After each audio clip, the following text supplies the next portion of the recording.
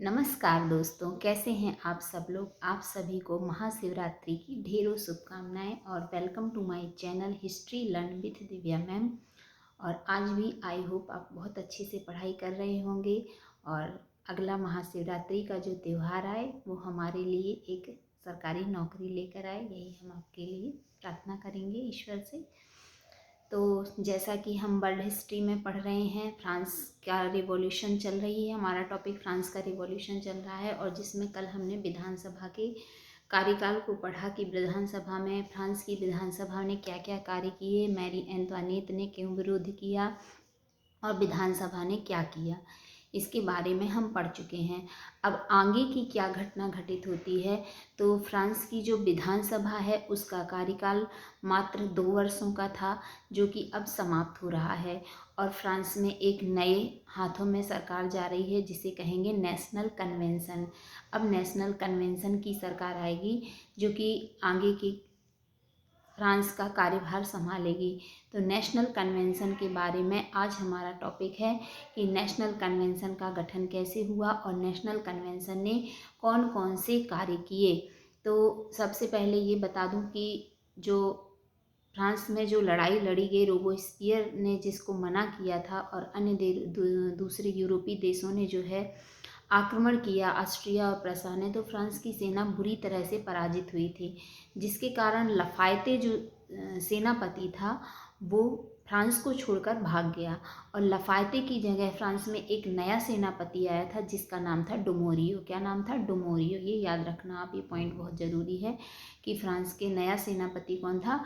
डुमोरियो, जिसने आगे चल के सेना गठित की और 20 सितंबर 1792 को एक युद्ध लड़ा जिसे बामी का युद्ध या बाल्मी का युद्ध के नाम से जाना जाता है। बामी का युद्ध या बाल्मी के युद्ध।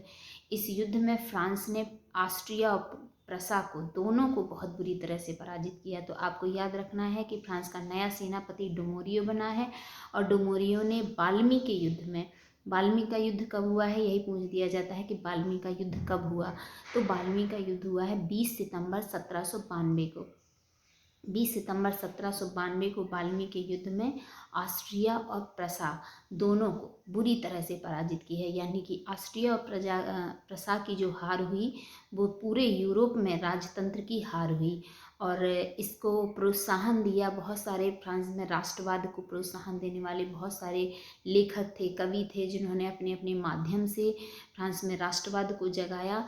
जिसमें एक नाम आता है राजेट दी लाइन का, नाम आता है राजेट दी लाइन, नाम याद रखना, राजेट दी लाइन, जिन्होंने एक गीत लिखा था जिसे कहते हैं मोर्सिलो। मोर्सिलो गीत क्या है? फ्रांस का एक राष्ट्रगान बना था आगे चल के, जो गीत लिखा जिसके माध्यम से उन्होंने फ्रांस में राष्ट्रवाद को जगाने का काम किया था, जिसे कहते हैं मोर्सिले। और यही मोर्सिले गीत आगे चलकर फ्रांस का क्या बना? राष्ट्रगान बना। तो इसे लिखा किसने था? राजेट दी लाइन ने। ये याद रखना है कि किसने लिखा था। मोर्सिले गीत पूछ दिया जाता है किसने लिखा, तो राजेट दी लाइन ने। यानी यहाँ से हमारे 2 क्वेश्चन तैयार हुए कि लफायते के बाद कौन सेनापति बना, तो डुमोरियो बना। कौन सा युद्ध लड़ा उसने? 20 सितंबर 1792 को बामी का युद्ध लड़ा। और दूसरा मैंने आपको इम्पोर्टेंट जो क्वेश्चन बताया वो है राजेट दी लाइन, जिन्होंने मोर्सिले नामक गीत को लिखा था। ये दोनों क्वेश्चन आपको याद रखना। अब आगे है कि फ्रांस में विधानसभा समाप्त हो गई और अब सत्ता किसके हाथ में आ गई? नेशनल कन्वेंशन के हाथों में आ गई। और नेशनल कन्वेंशन जो बना, इसमें सदस्यों की संख्या थी 949, उसमें थी 949 नहीं 749, उसमें थी 745, इसमें है 749 सदस्य हैं जो जनता के द्वारा ये भी चुने जा रहे हैं। और इन्होंने सबसे पहला कार्य क्या किया? इन्होंने सबसे पहला कार्य किया 20 सितंबर 1792 को, 20 सितंबर 1792 को राजतंत्र खत्म किया। यानी कि फ्रांस में राजतंत्र कब खत्म हो रहा है? 20 सितंबर 1792 को। और उसके नेक्स्ट डे यानी 21 सितंबर 1792 को फ्रांस में गणतंत्र की स्थापना हो रही है। सीधा सीधा क्वेश्चन आपके पेपर में देखने को आपको मिल जाएगा कि फ्रांस में गणतंत्र की स्थापना कब हुई, तो 20 सितंबर 1792 को। DSSB के पुराने पेपर आप अगर सॉल्व करेंगे तो इसमें ये क्वेश्चन आया हुआ है कि फ्रांस में गणतंत्र की कब स्थापना हो रही है, तो गणतंत्र की स्थापना हो रही है 20 सितंबर 1792 को।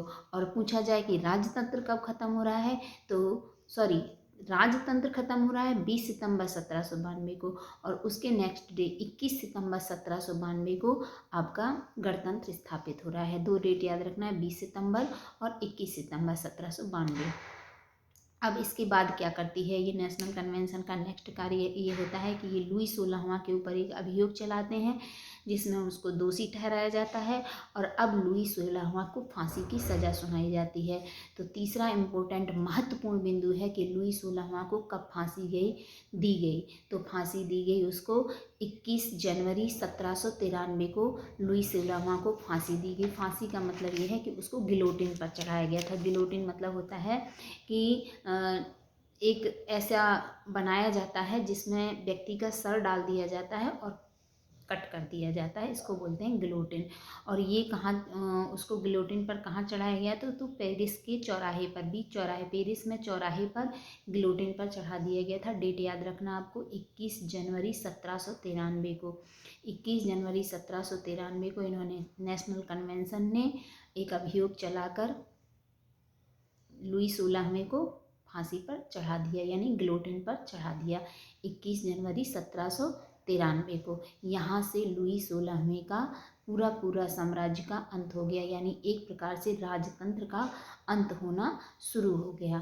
तो इतना मैंने 4-5 आपको क्वेश्चन बताए। आप इसको याद रखिए, पढ़ते रहिए, खुश रहिए, मस्त रहिए। Thank you.